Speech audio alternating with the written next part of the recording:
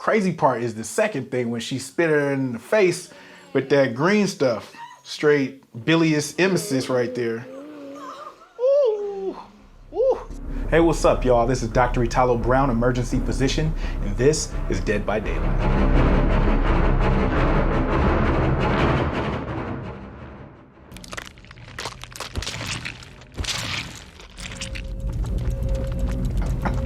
All right, oh, shit. Yo, wait a minute. Hold on. All right, wait. Oh my God. Oh my God. So it's two people that get stabbed through the center. I mean, it's penetrating trauma all day. You know, the same thing that we see in the emergency department. People get impaled by things, harpoons, crossbows. In something larger like this, obviously, you're concerned about, you know, not just spinal injury, but pelvic injury and all the organs inside the abdomen just being ruptured straight through. This person's definitely going to the OR. There's no way a person's surviving that at all. You're done.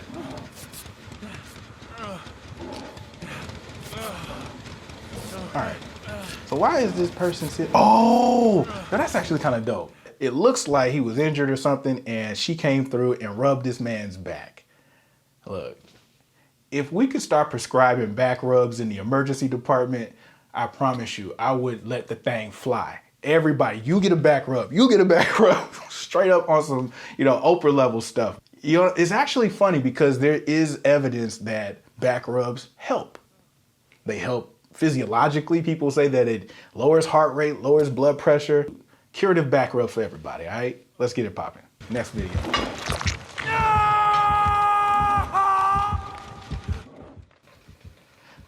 Yo, I've seen it. All in your back. Wait a minute, bro. Oh, dude, no. Wait a minute. All right. I had to pause. One, this man got thrown on a hook. And I've seen this in a bunch of different movies. So it's really accurate. You know, these like butcher hooks are real.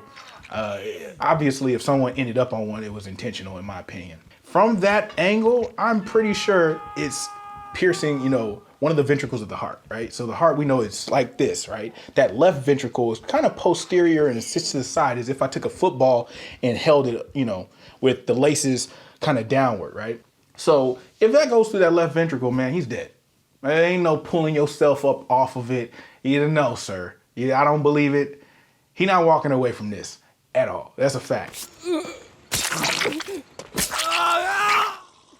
Oh, shit. Wait, what is this? Oh. She is so ravenous. Went straight to my man's jugular. He's done. You know, then reached down into him and pulled out something. It looks like he pulled out his heart. And then she feasted on it. You know, for real, I think that this injury, the first part where she, you know, lunges towards his neck and then rips out, you know, the jugular and the internal carotid artery. And so the biggest issue here is major vessels with trauma, no pressure added. A person is going to bleed out very rapidly. But the funny thing is, this man didn't even have the time to bleed out because before he knew it, she was like, all in his abdominal cavity, you know, up through, it looked like she went through the diaphragm, grabbed a handful of heart, and then just said, home. Like, you know, Easter egg hunt. That's crazy.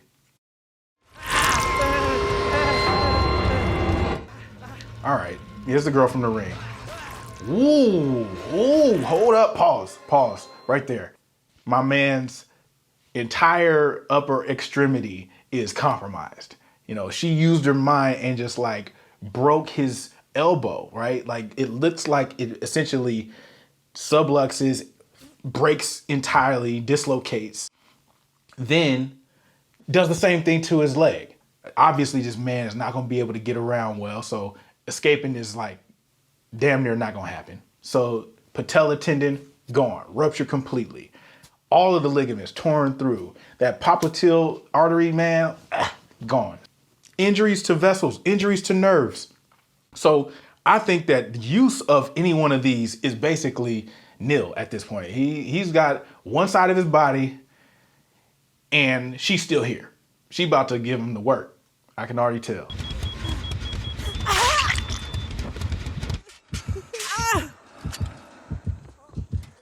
Yo, it's the thing from Saw. Get out. Understand that any spring-loaded action equals trouble, equals problems.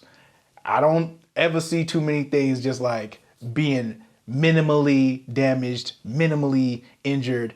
No, I'm talking about complete evisceration of whatever the structure is that is basically attached to or trapped in the bear trap.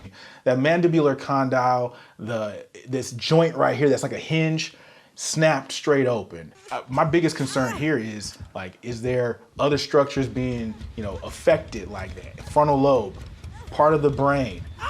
Is there sinuses that are now being completely crushed, causing bony structures to essentially like strike parts of the brain? All of this to me just looks like a great big ass ball of trouble. And I don't know if anybody walks away from this. Ooh. This dude is kind of nifty with a knife. All right, yeah, okay. Ooh. Yo. So this first part, we call these defensive injuries, right? This is when something is striking. A lot of times we see this in the emergency department where there's a person in like a knife fight or a machete fight, and they're using the extensor surfaces of their arm to block and try to like parry the weapon. This could be just a fracture, like meaning if their stabbing motion is really hard, it can fracture the bone there, non-displaced fracture.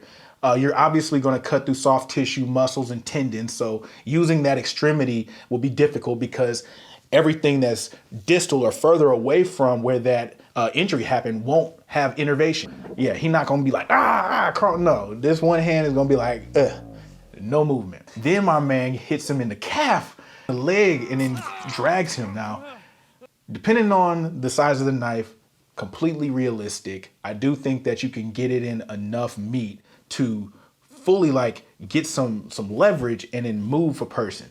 This dude is literally filleted.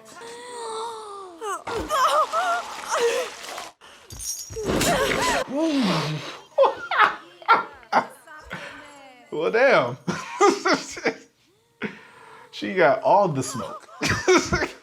Easy top 3 things that I think about. Blunt trauma to the head. So, maybe there's an intracranial hemorrhage. Maybe she has a decompression fracture of the skull, possible cervical spine injury because of the force of the swing. This crazy part is the second thing when she spit her in the face with that green stuff. Straight bilious emesis right there.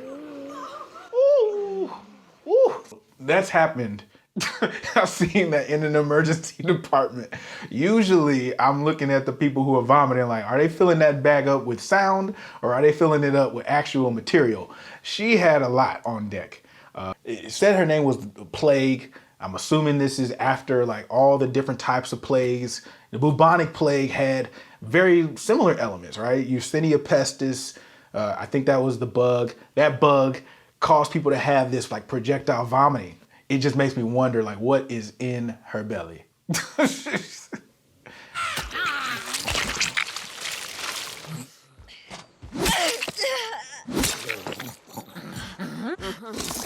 Those first 2 blows, that's it, hold up. Obviously, she is probably not gonna walk because all of those posterior compartment muscles are just like sliced.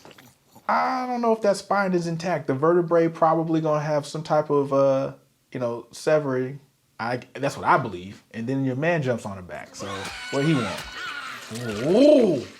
Ooh. And then he said, I'm out. I'm out. Yo, okay. So it's hard to be serious about these when the kills are so like animated. You can really tell that there was thought put behind each one of these. This little dude jumps out, and while she is, prone, just goes to work on the back of her, on her back, on her neck, and on the back of her head. every single injury that I see here is about either penetrating trauma or a crush injury or blunt injury to the brain. So no, they're not walking away from this. She's donezo. And your man, again, hopped right back into, he folded himself back into the belly and said, who's next?